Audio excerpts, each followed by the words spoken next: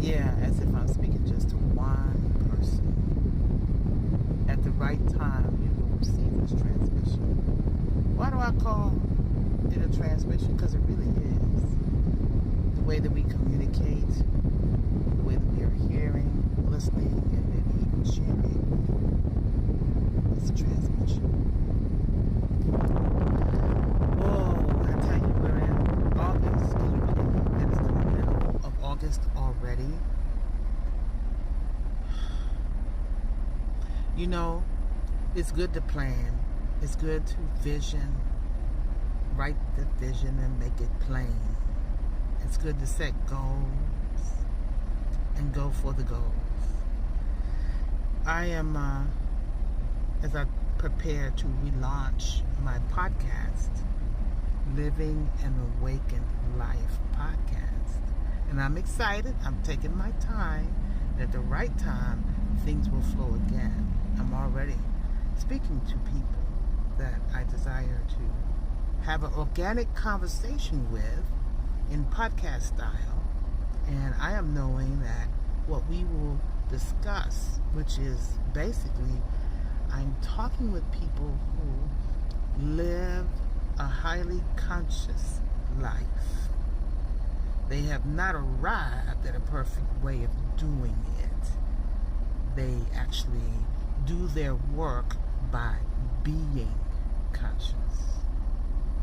So, I'm still on a personal journey. I am participating in a process, and my teacher is Iyanla Van Zandt, virtually. Many teachers. I have many teachers, as I am a teacher and a student all the time.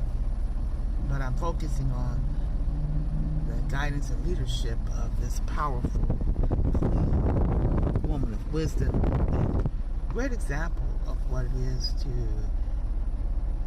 live your life and what you have been designed to be. Since the middle, since Father's Day, things have escalated a lot in my own life. Traveling abroad and supporting family. Also, I've embarked, and I would say that I've been given the keys to be, for my lineage, for the daughter of Roy Gaskins, based on some things that he said and his research he's done in the past. And I've been introduced, I've talked about this before, I feel like I've been given a key to a powerful awareness of my lineage all the way back to the plantation my ancestors lived. Beyond that, the potentiality of understanding, at least from my father's side, blood that I have within me, to the actual kingdom in Africa. And an awareness that the journey that I'm being exposed to is an example of the journey that many melanin people are being exposed to, or allowing themselves to dive into the journey of their ancestry. Whether or not they do the DNA or they're using tools like Ancestry, it's been I'm not going to say for me it's been mind-blowing. It's been mind-expanding. And then just the nuances of reaching this season of life and looking back at my own timeline and redefining the passion, the intuition, acceptance, and clarity, the prophetic awarenesses that have always been within me. On top of the day-to-day reminder that our lives is pure journey, pure gift. No matter if you're going through something that feels easy or intense. In the last, when I say that I see my life as a gift, I see life, I see our living, you and the vessel that you're in was a gift. No matter how it's constructed, no matter what you've gone through. If you pay attention to your timeline, you will see how a divine hand has been in the orchestration and in the mix. And the more and more that you unfold and understanding yourself as the way that the creator of all that there is, where we really can't put one name on, from an etheric standpoint, you are spirit first. And yes, we are in this hamster wheel. That's what I call it. The world is a hamster wheel. Our lives are hamster wheels, and we are hamsters in the wheel. And all different parts of our lives, we got stuff going on. We got stuff going on. We got paradigms and isms and categories, from spiritual to religion to whatever. We still are all alike in physical standpoint as human beings. But we have diversities, beautiful diversities and challenging diversities. And we just happen to be on this earth ship. She say, what chakra want to talk about? I'm talking about living an awakened life, and here's how I'm expressing seeing it. And there will be probably just a few that resonate. And if there's many that resonate, raise your hand. I'm waiting for some lunch. I love guacamole. So I'm getting some fresh guacamole made. And then I'm going to have a business meeting later on in a couple of hours. Today's Sunday. I normally don't work, but I did some crown care work today. I'm in gratitude for my business in crown care. I'm in gratitude for the work that I do as a healer, as a sound healer, as a woman of wisdom, as an elder, a mother, Mama Wanda. Yeah, but as a spirit of who I am here. In the last only couple of weeks, I'm being reminded through death, getting calls about people that I've intersected with, friends and colleagues who are experiencing or have died.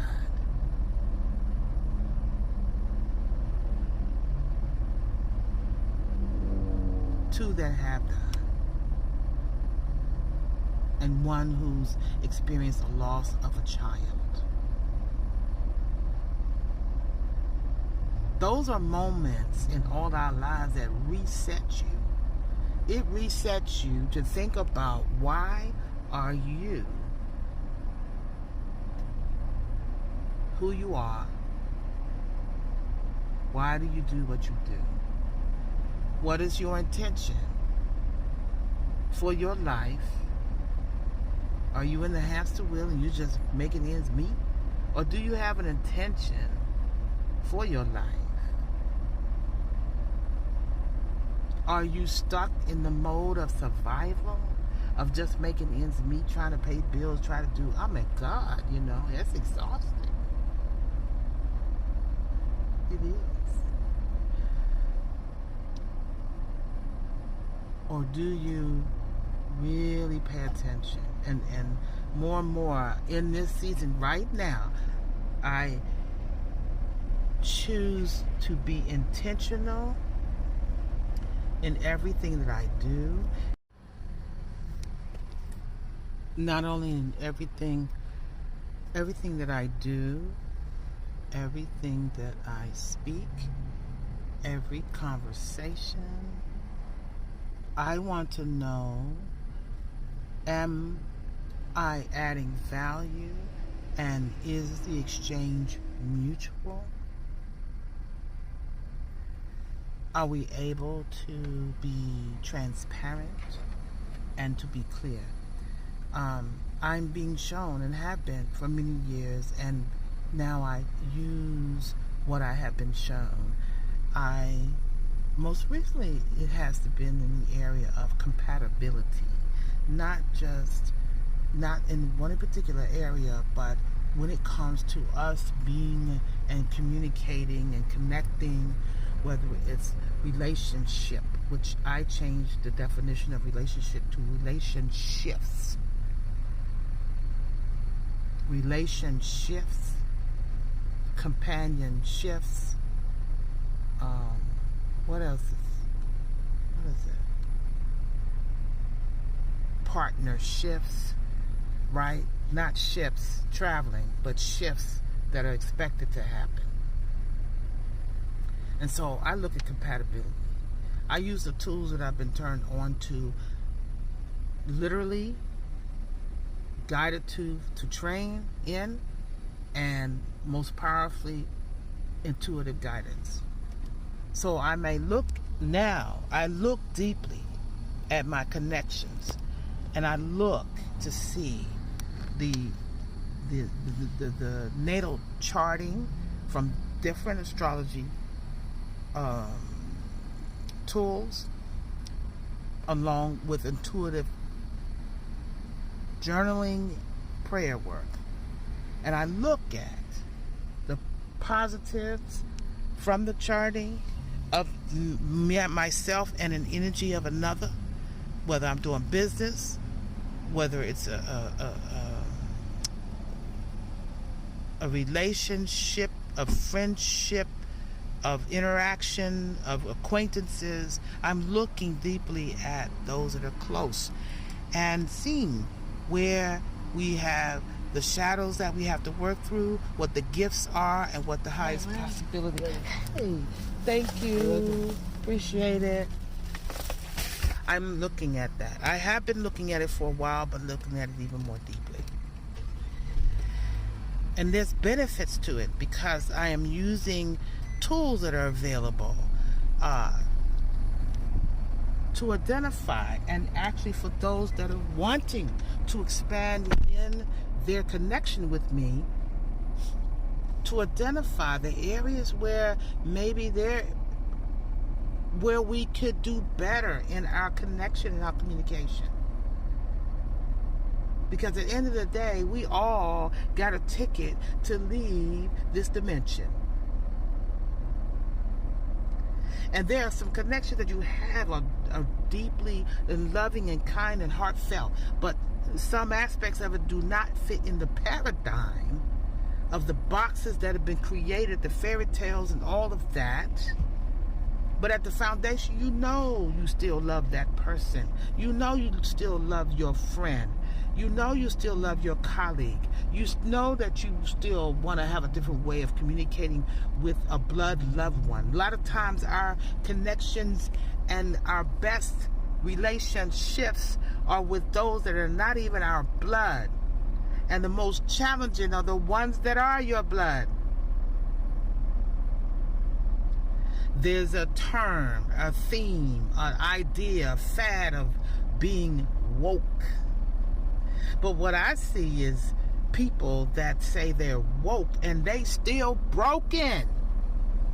They not willing to break up the cocoon of their life like a butterfly of transformation, of metamorphosis. They just want to stay at the basic level and not unpeel and unfold and be patient and loving and kind. And I speak specifically, especially for our melanin population. There's a lot of healing that's needed. There's a lot of love that is not connected in us all. I just wanted to touch base. That's it. Say, hey, I'm still doing my movement for healing. I'm still doing my art as a way to harness this energy that I understand that I am, that I feel. Do you understand yourself beyond the physical? Sight, hearing, sound, smell, feel. Do you understand your energetic makeup, your clairaudience, your clairvoyance, your claircognizance, your clair being and clairsentience? Do you understand the different levels of your conscious awareness? The subconscious, the conscious. You know that the things that are out picturing in your habits are run by, there's two co-pilots in your mind, in your consciousness. Come on. There's a co-pilot that's right up front. If you ever seen that movie, The Avatar, with those blue figures, but within inside them was actually that inner self from another dimension that was operating the vessel that they resided in. So there's a pilot right here, you know, on the deck where you could look through the eyes of the avatar. But then there's a subconscious pilot. And everything that you're living on the outside is run by that subconscious. And what it takes to live an awakened life is to go down. I'm giving you metaphors and pictures because I am a metaphorical oracle. That's what I was labeled one time, because I give pictures, just like in the Bible. They give, you know, parables and pictures. That's just one ancient document or tool that has been manipulated a lot. So you don't know what to believe from it, and that's the truth. But look, just give you an example. You are a house. You have different levels. And sometimes you want to be at the penthouse right away. And you ain't done the work necessary to get up within yourself and put some things away and deal with all your pain children. You ain't even gone into the basement. There's some programs. You go down there, you gonna have to blow the dust off some ideas. Living an Awakened Life podcast. I'm getting my technical pieces in play. I got my microphone. I think I'm going to use Zoom, or I may use StreamYard. I'm not sure yet. It's going to happen. It ain't going to be bells and whistles and pretty lights. It's going to be a discussion between me and the guests that I invite, who are everyday people but are healers. Some of them don't even know they're healers. We're going to have a conversation about navigating, living, and choosing an awakened life. I have much love for you, those of you that are close to me. Yeah, those of you who have been close to me, and maybe we're not close right now. Maybe we'll come back together in a different conversation. But please know I love you. Some of you, we're still maybe getting to know each other. But I have nothing but love for you, because at the end of the day, which we all will have an end of a day, I desire that my intersections, my relationships be memorable. That is what I'm choosing in my awakened way of being. I choose that for you too. But please know, not everybody gonna wake up. Stay tuned. Living an Awakened Life podcast on my YouTube. I love y'all. Peace.